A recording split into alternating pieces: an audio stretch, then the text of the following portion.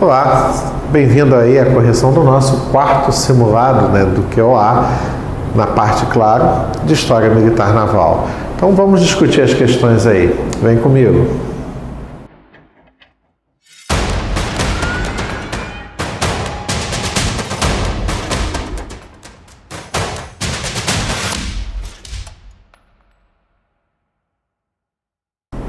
Bom, uma pequena reduzida nas luzes para facilitar a nossa visualização aí, Não sei se as questões estão na mesma sequência para vocês, mas aí a gente vai observando para irmos discutindo.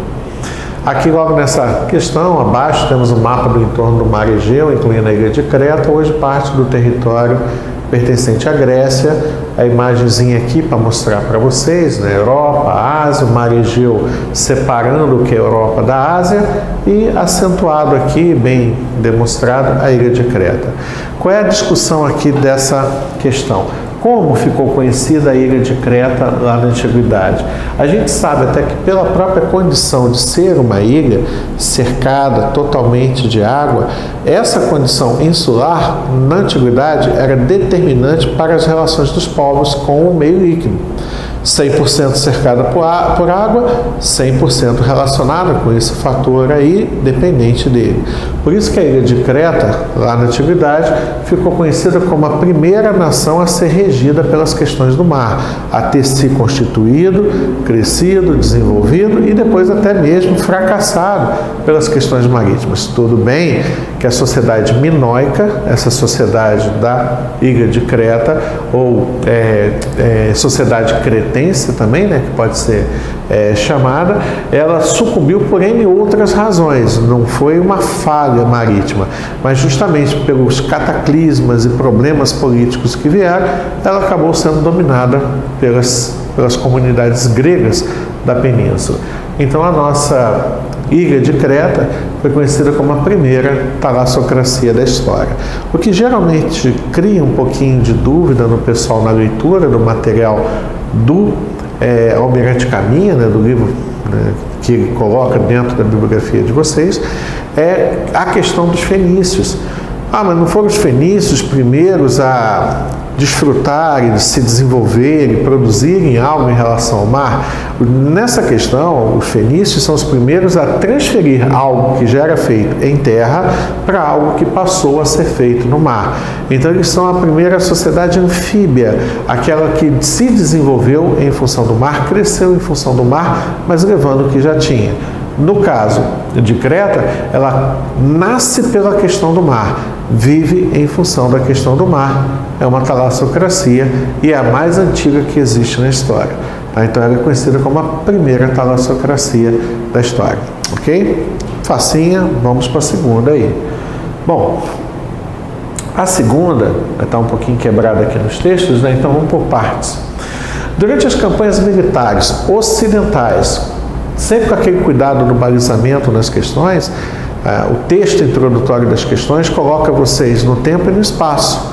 Então aqui no espaço já está falando das questões ocidentais. Qualquer ideia que fale sobre algo do Oriente, aparentemente está fora, Então, durante as campanhas militares ocidentais, por ocasião da Primeira Guerra Mundial, períodozinho ali especificado, tivemos como líder na formação do bloco denominado de Tríplice Entente a Inglaterra, nação hegemônica nos mares até aquele momento. Ponto. A hegemonia britânica teve início. Opa. Nossa, como essa questão aqui gerou perguntas e questionamentos e tudo mais. Vamos lá. Quantas marinhas existe para uma nação? 2. A marinha de comércio e a marinha de guerra. Para que uma nação seja hegemônica do ponto de vista marítimo, lembra dos termos? Quando a gente fala marítimo, é o todo.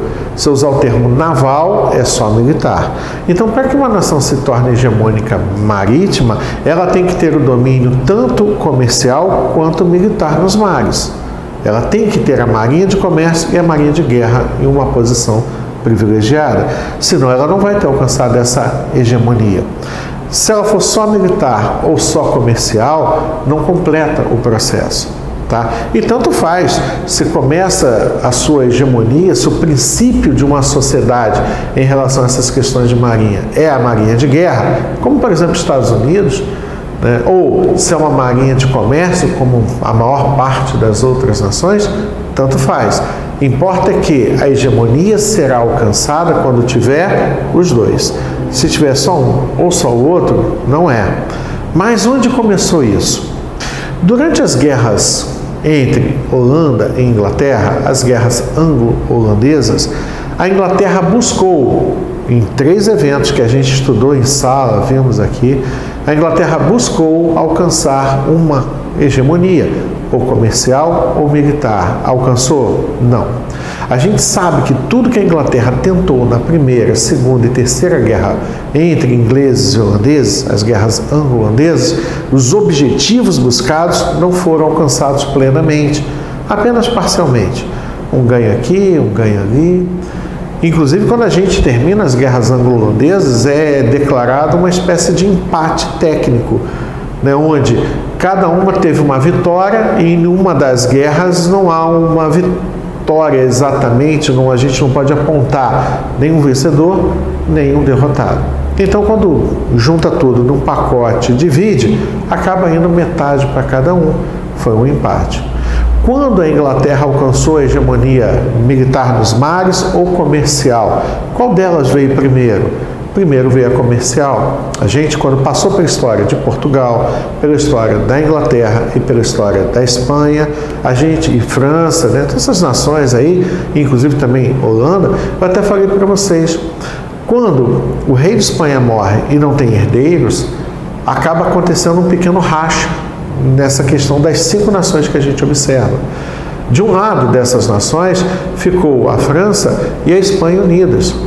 E as outras 3 ficaram de fora e acabou havendo ali uma junção de interesses.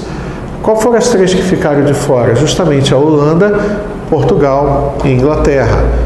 Quando essa guerra acaba, o príncipe francês, Philippe d'Anjou, consegue se tornar rei da Espanha. E aí, com isso, está fechada uma nova dinastia para a Espanha, a dinastia de Bourbon. Os outros 3 aceitaram isso quando essa nova dinastia declarou que não juntaria forças com a França, tendo em vista que o príncipe é francês, é neto do rei de França e está querendo se tornar o rei de Espanha e vai alcançar esse objetivo. Quando é que a Espanha, controlada agora por um rei francês, declara essas coisas? No Tratado de Utrecht de 1713.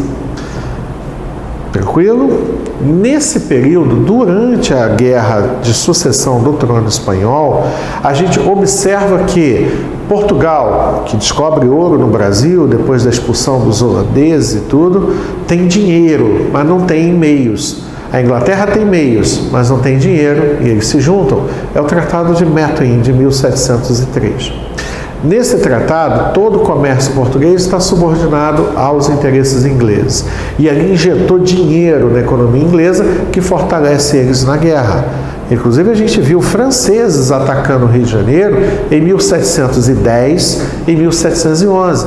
As questões de Duclerc e de Duguay-Trouin atacando o Rio de Janeiro, atrás do ouro brasileiro que alimenta o cofre inglês, atrás do sucesso que o Brasil estava naquele momento, fornecendo a Portugal, a Inglaterra naquele instante.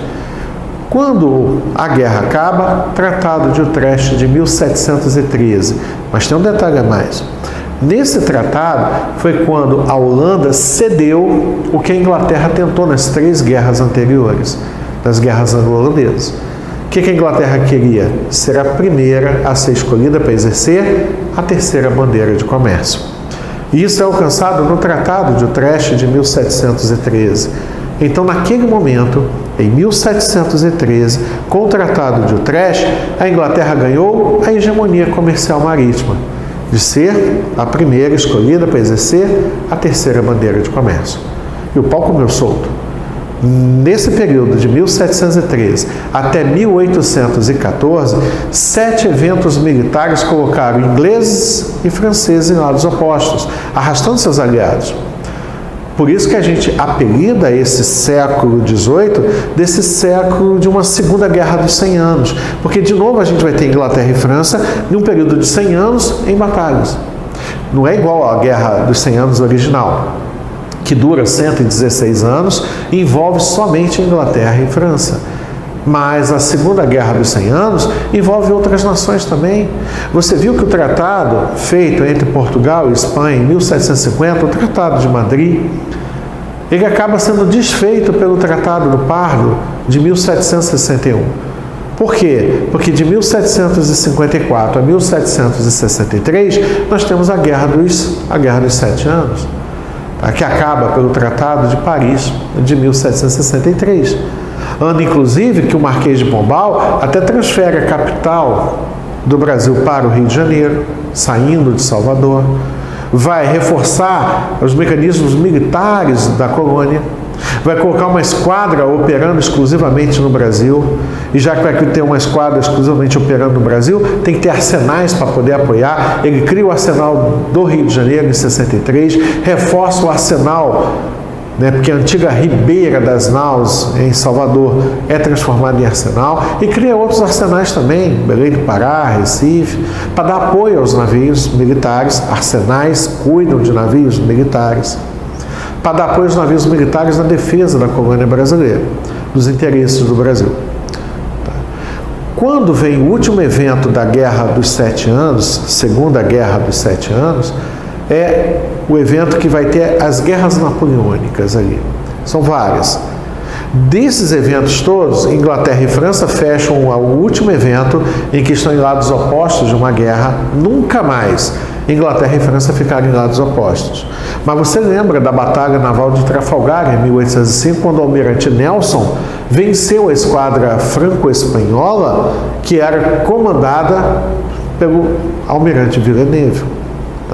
Ali, a vitória de Horácio Nelson, do almirante Nelson, deu à Inglaterra a hegemonia militar nos mares, que quando a guerra se fecha em 1814, na derrota na Batalha Terrestre de Waterloo, na Bélgica, ou no Congresso em Viena, na Áustria, em 1815, a Inglaterra ganha agora também o aspecto de hegemonia militar. Já tinha hegemonia mercantil. E aí, juntadas as duas, a gente diz que o século XIX, esse que vai começar em 1814 e terminar em 1914, quando estoura a Primeira Guerra Mundial. Essa faixa, 1814-15 a 1914, é o século que a Inglaterra é hegemônica, comercial e militar. Por isso a gente apelida esse século XIX, essa faixa desse século XIX histórico, de Pax Britânica. A paz britânica, o poder militar britânico fazendo valer sua vontade, como na época da Pax Romana, que era o poder militar de Roma fazendo os povos se subjugarem aos interesses de Roma.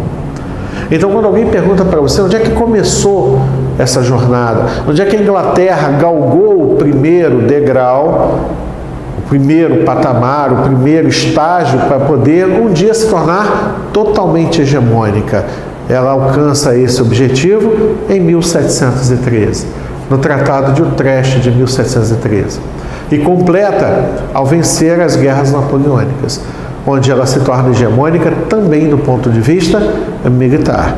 E em aulas futuras a gente vai até discutir essa situação de Inglaterra hegemônica total e absoluta em 1815, que é uma data base para a gente. E aí o mundo começa a falar, vamos mecanizar nossos navios. E a Inglaterra vai falar, não. Por que não? Porque o que fez a Inglaterra hegemônica nos mares não foram navios mecânicos, mas navios à vela, no comércio e na guerra. Tá? Então, quando perguntarem para vocês onde começou essa história inglesa, tenha certeza que começou dentro da guerra de sucessão do trono espanhol.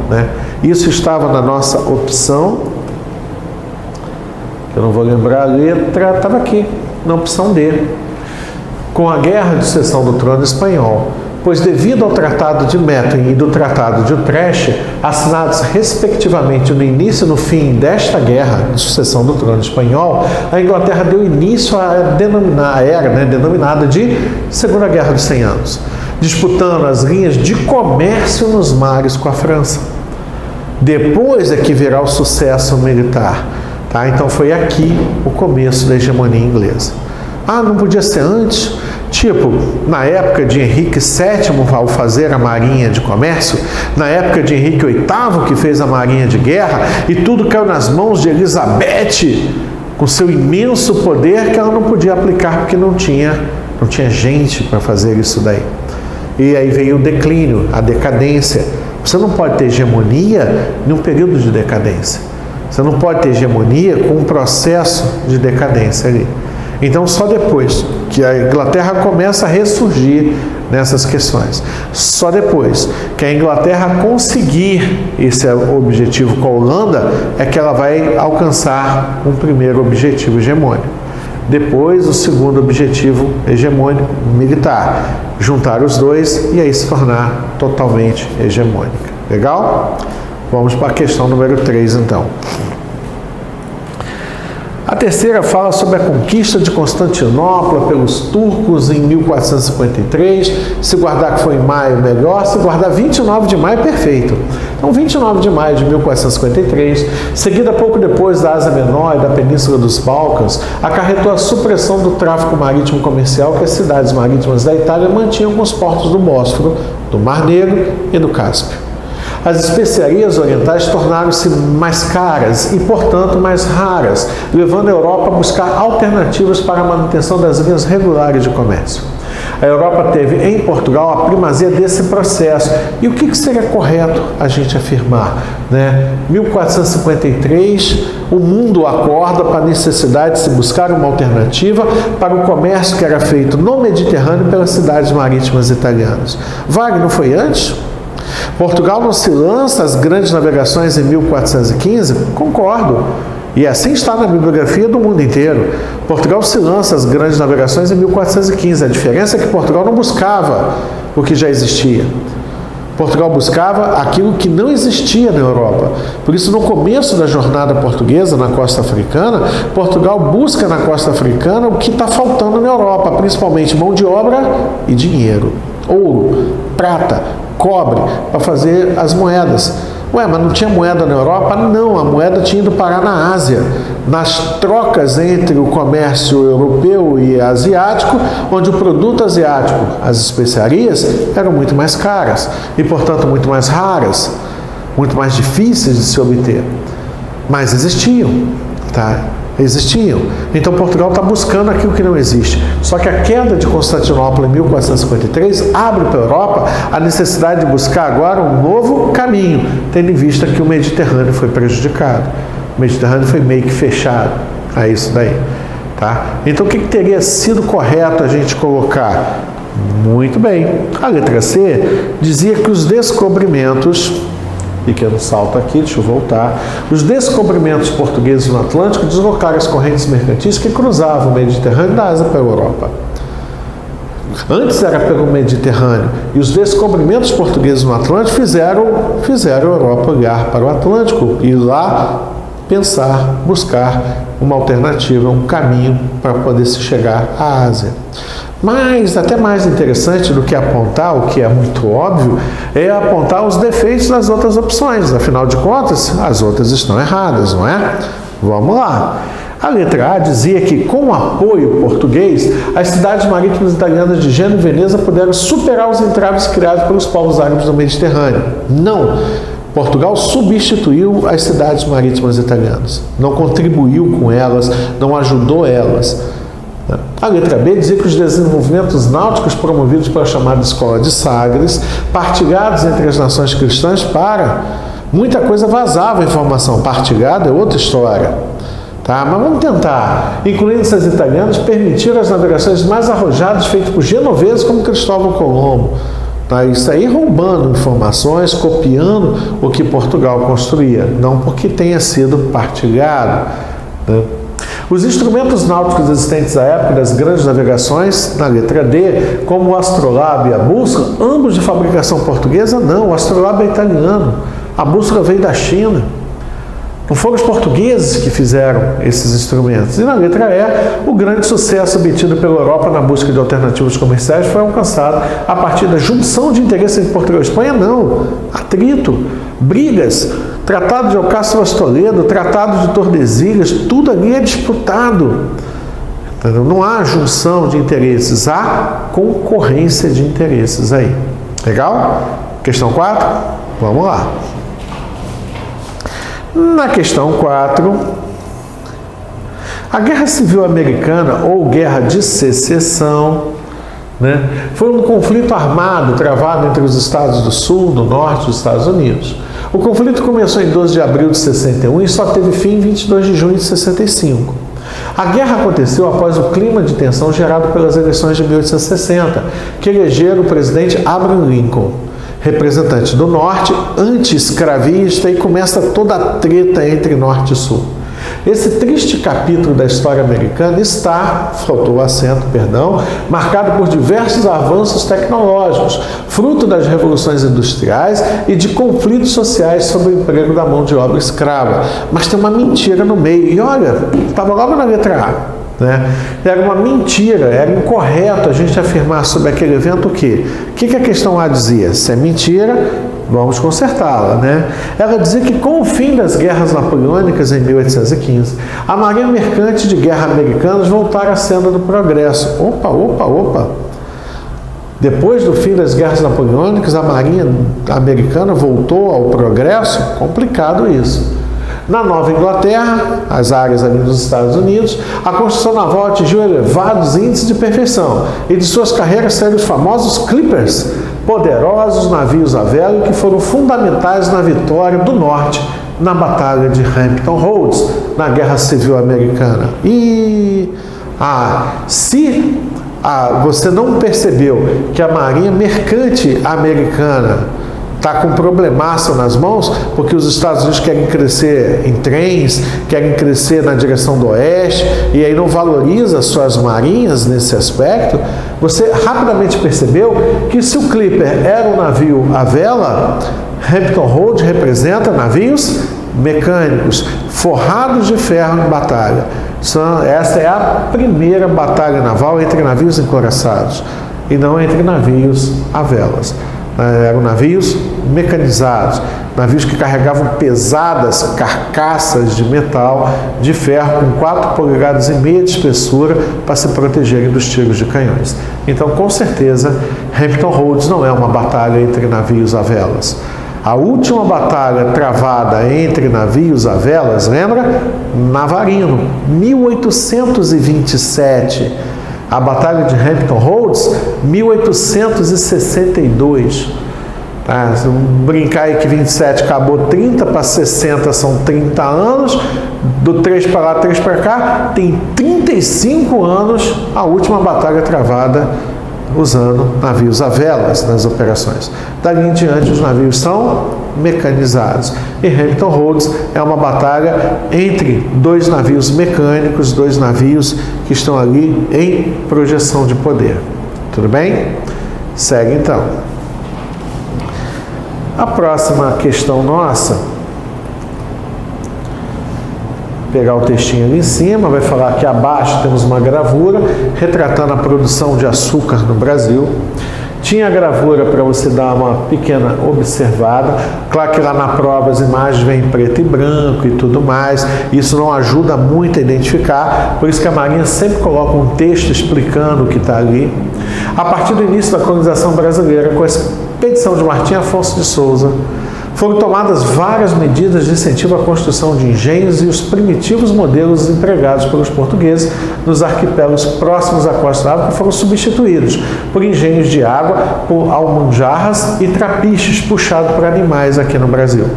A produção açucareira no Brasil já foi um upgrade aí da questão de produção de açúcar que Portugal tinha na Ilha da Madeira, nos Açores, em Cabo Verde.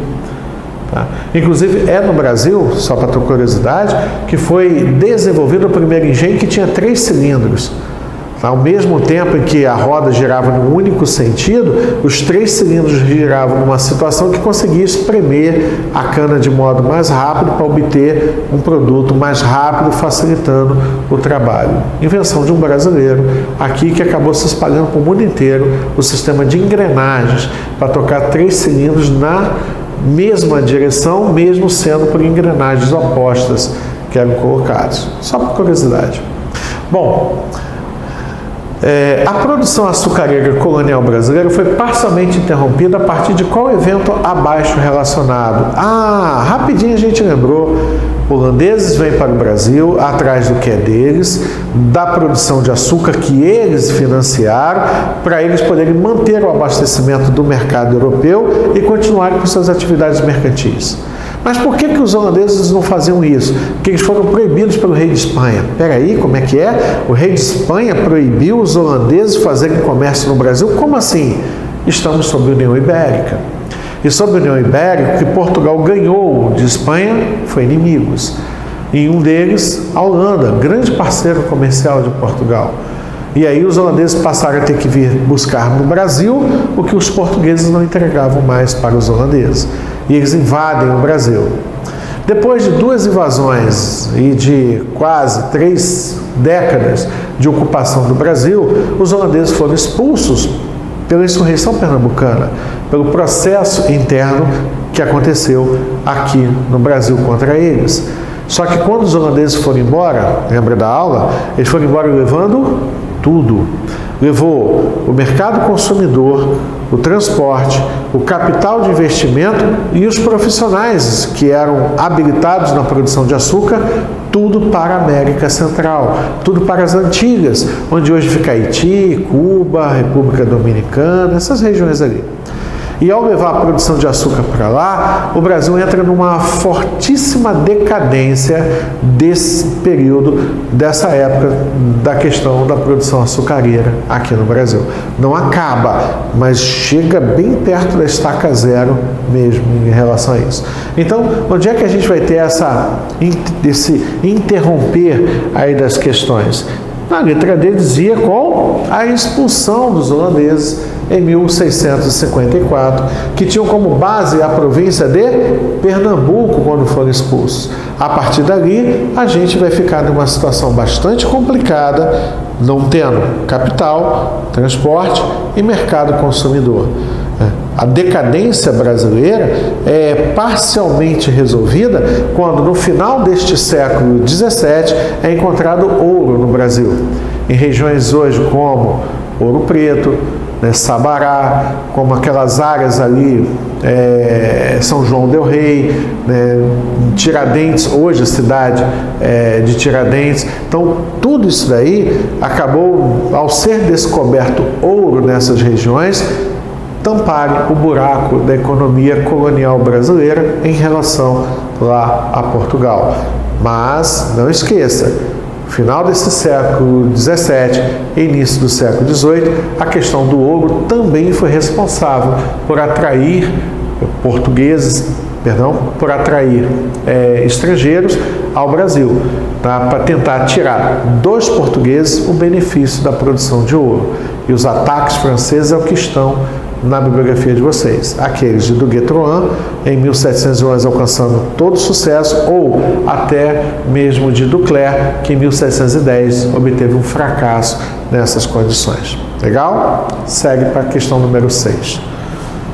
Bom, nossa penúltima questão aí do simulado traz uma imagem satélite do Rio da Prata, essa região do Uruguai, essa manchinha branquinha aqui é a cidade de Montevidéu, essa mancha branca bem maior aqui é Buenos Aires, e aqui dá para ver nitidamente como a água doce que vem de toda a região platina, como do Rio Negro, olha como as águas são escuras aqui ao norte, ou do Rio Paraná, nessas águas um pouco mais barrentas que vem para cá, com as águas do Rio Paraguai, desaguando aqui nessas regiões. Abaixo temos a imagem satélite do estuário dos rios Paraná e Uruguai, da totalidade do Rio da Prata, e destacam-se algumas importantes cidades da Argentina e do Uruguai, como suas respectivas capitais, Buenos Aires e aqui Montevidéu. Esta região destacada na imagem foi palco de disputas constantes entre portugueses e espanhóis durante o período colonial sul-americano. Subindo o texto. E de brasileiros, argentinos, uruguaios e paraguaios como uma herança colonial durante a formação e consolidação desses estados a partir de seus processos de independência.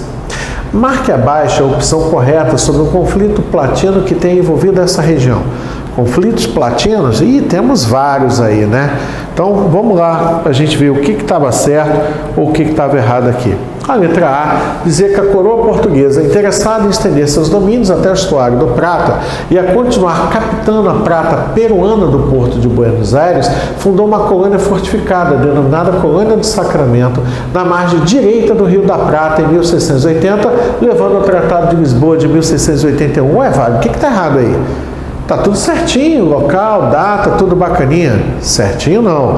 Vamos relembrar um fato que eu falei para vocês que pode fazer toda a diferença? Para isso eu vou voltar lá no mapa. O fluxo da água vem de lá para cá. Se o fluxo da água vem de lá para cá, ele é o determinante para a gente perceber ou não qual é o lado direito ou o lado esquerdo do rio. Quem está ligado, quem está antenado nas questões, sabe que o lado direito do rio está aqui, porque o que determina a relação é o fluxo da água. Então, quando os portugueses vieram em 1680 e fundaram essa cidadezinha aqui, a cidade de Colônia, de cara com Buenos Aires, eles fundaram isso na margem esquerda do rio. Caramba, Wagner, é só uma questão de direita e esquerda? Isso já fez uma diferença se a questão está certa ou errada? Se fosse português, poderia ser um ponto ou um acento. Se o ponto ou o acento estiver fora do lugar, a questão está errada. Então, para aqui, o lado do rio faz toda a diferença para a gente também. A questão B dizia que durante o conflito, que ficou conhecido como Guerra de Sucessão do Trono Espanhol, né, a Guerra de Sucessão da Espanha, seus reflexos foram estendidos para o continente americano, levando os espanhóis de Buenos Aires a invadir a colônia de Sacramento, território português. O Tratado de Utrecht, celebrado em 1715 entre Portugal e Espanha, legitimou a presença espanhola na região do Prata? Não, legitimou a presença portuguesa na região do Prata. Esse tratado aqui, o de Utrecht de 1715, o que pôs fim à guerra é o de 1713. O de 1715, entre Portugal e Espanha, estabeleceu a presença portuguesa na região. Pô, de novo, uma palavrinha fez toda a diferença para a gente. Óbvio que a questão C está certa. Os conflitos de independência das colônias espanholas levou Dom João VI, em 1816, a determinar a ocupação portuguesa de Montevidéu. Para tal, Dom João trouxe tropas de Portugal e desembarcou na esquadra liderada pelo chefe de divisão Rodrigo José Ferreira Lobo. Por enquanto ainda faz as coisas direito. Em 1816, na conquista de Montevidéu, em 1817, sufocando a rebelião nativista lá de Pernambuco. Fez tudo direitinho. Na nossa guerra de independência, na guerra cisplatina, fez tudo errado, né? E desembarcou em Maldonado naquele ano. As tropas comandadas por Carlos Frederico Lecor dominaram a região lá no Uruguai. Guerras internas, guerras nos mares, até 1820. Em 1821, um congresso feito lá em Montevidéu aceitou fazer parte do território brasileiro. Depois, em 1825, decretaram a independência deles. Em guerra com a Argentina, porque a Argentina apoiava a independência do Uruguai, o Brasil disputou a questão territorial. Nem ganhou, nem perdeu. Porque no final perdeu o território, mas ganhou a livre navegação na região. Tá? Então, no toma lá da cá, a guerra cisplatina acabou sendo um grande empate. Tudo a partir desse momento de 1816. Tudo certinho aqui. A letra D dizia que durante o conflito denominado de Guerra contra o Oribe Rosas, 1851, 1852, o Gabinete Imperial Brasileiro determinou a ofensiva naval. Uma força sob o comando do chefe de esquadra John Pascal Grinfeld, na fragata Constituição, cercou e bombardeou os portos de Montevidéu e Buenos Aires, certo? Errado. O único evento positivo, o único evento onde houve tiro, né, deterrência, né, aquelas coisas, lembra? Então, quando é positivo, quando é compelente, então o único momento compelente desse evento foi quando nós trocamos tiros com a fortaleza de Toneleiro, ponto alto da questão chamada Guerra de Oribe Rosas. Então não houve tiros em Montevidéu, nem tiros em Buenos Aires. E a última opção, a letra E, falava que a Guerra Cisplatina, ocorrendo nas águas do Rio da Prata, mais uma herança colonial ibérica, está indo bem, colocou as forças da Tríplice Aliança, Tríplice Aliança? Tríplice Aliança não é aquela junção Brasil, Uruguai e Argentina contra o Paraguai?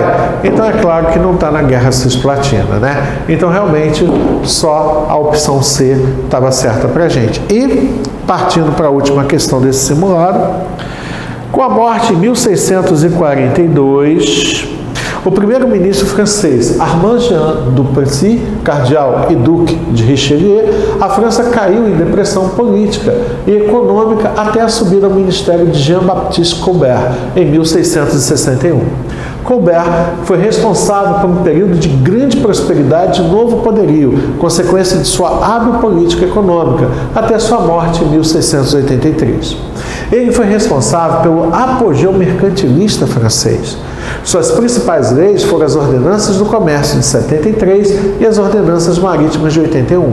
Durante seu governo, a França teve que enfrentar qual guerra abaixo descrita? Peraí, ele está governando, né, aqui até aqui. Que guerras ocorreram aqui dentro dessa faixa de período aqui dos anos de 1661 a 1683? Bom, que ele tem que ter enfrentado foram as guerras com a Inglaterra, as guerras anglo-holandesas. E onde é que elas estavam aí? Né? Olha, na letra B, a terceira guerra anglo-holandesa, quando a França se aliou à Inglaterra e entrou em luta contra a Holanda. No entanto, a Inglaterra se retirou da guerra 1 ano e meio após a aliança, né, deixando França em combate contra a Holanda. E nesse momento a Holanda ainda foi e pediu ajuda à Espanha. Então, enquanto Espanha, Holanda e França estavam em batalha, Portugal e Inglaterra estavam do lado de fora, reconstruindo seus estados, refazendo seus estados a partir desse período aí. Tudo bem? Fechamos?